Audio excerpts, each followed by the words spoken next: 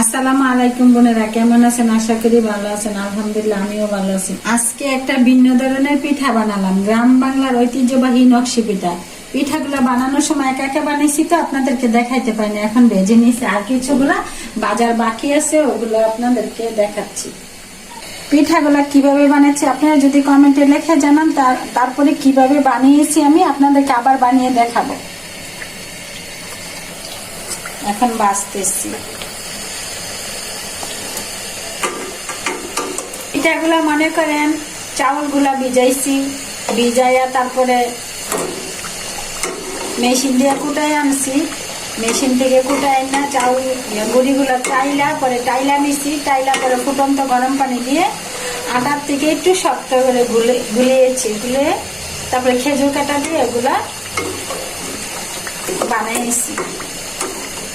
বানিয়ে নিয়েছি। খেজুর কাটা দিয়ে এগুলা বানাতে হয়, আবার বড় সুই দিয়েও বানানো যায়। খেজুর কাটাটা বানাইলে পিঠাটা সুন্দর আর নকশিগুলো সুন্দর করে ওঠানো যায়।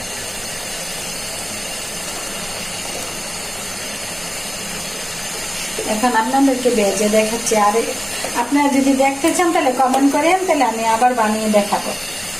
এই পিঠাটা ডুবো তেলে ভাজতে হয় আর দুইবার করে ভাজতে হয়। একবার করে ভাজলে এটা ইয়া হয় না, হালকা বাদামি কালার হলে উঠিয়ে রাখবেন, পরে আবার ভেজে শিরা করে নিয়ে খাবেন। এখন ভেজে নে আবার শিরা করে আবার যখন ভাইজা শিরা দিব আপনাদেরকে দেখাবো। যে শিরাটা গুড় দিয়ে করতেছে, খেজুর গুড় দিয়ে। আপনি গুড় দিয়ে করতে, আখের গুড় দিয়েও করতে পারবেন। আমার বাসায় ছিল খেজুর গুড়, তার জন্য খেজুর গুড় দিয়ে করছি। আর গুড়ের শিরাটা করলে স্বাদ হয় বেশি। এখন সাথে দিয়ে দিচ্ছি তেজপাতা, দিয়ে দিচ্ছিলাম একটা ফ্লেভার আসার জন্য। মানে শিরাটা আস্তে আস্তে ঘন হয়ে যায়, ঘন হয়ে গেলে পরে পিঠাটি ভেজে শিরাটা দিই।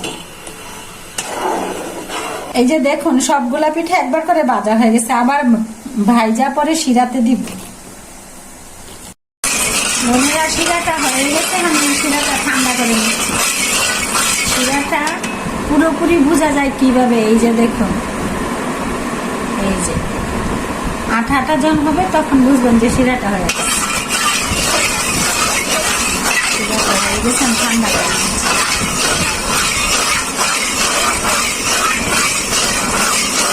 তেলটা গরম হয়ে গেছে, পিঠাটা শিরা করবো তো দ্বিতীয়বারের মতন আবার পিঠাগুলা ভেজে নিচ্ছি। আর এগুলা তো এমনিতে বানানো হয় না, নকশি পিঠাগুলা বিয়ে শাদীর কোনো বড় অনুষ্ঠান হলে এগুলা বানানো হয়, আর বানানো কষ্ট তো, তার জন্য ভালো করে ভেজে শিরা দিয়ে দিব।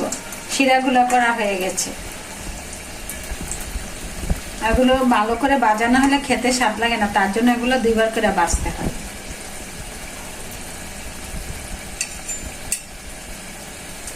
বোনেরা, পিঠাগুলা ভাজা হয়ে গেছে তো মাশাআল্লাহ কি সুন্দর হয়েছে। শিরা করে রেখেছি, শিরা দিব পিঠাগুলোর মধ্যে, তারপরে পরিবেশন করে আপনাদেরকে দেখাবো।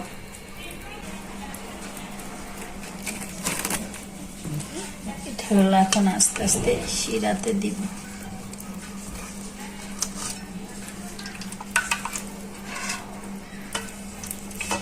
দেখুন মাশাআল্লাহ কি সুন্দর লাগে, আর গুড়ের শিরাটা দিলে সেই লাগে। এই যে দেখুন,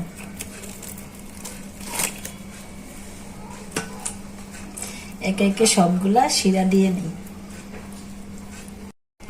বোনেরা দেখুন কি সুন্দর হয়েছে পিঠাটা শিরা দেওয়ার পর, আর ভালোভাবেই ভাজা হয়েছে, তার জন্যই কালারটা সুন্দর লাগতেছে। আর আমার পিঠাগুলো যদি বানানো আপনারা দেখতে চাই তাহলে কমেন্ট করে আমাকে জানাবেন, আর সাবস্ক্রাইব করবেন আমার ভিডিওটা দেখে। বোনেরা ভালো থাকবেন, সুস্থ থাকবেন, আমার ভিডিওগুলো বেশি বেশি দেখবেন, লাইক করবেন, কমেন্ট করবেন। আল্লাহ হাফেজ।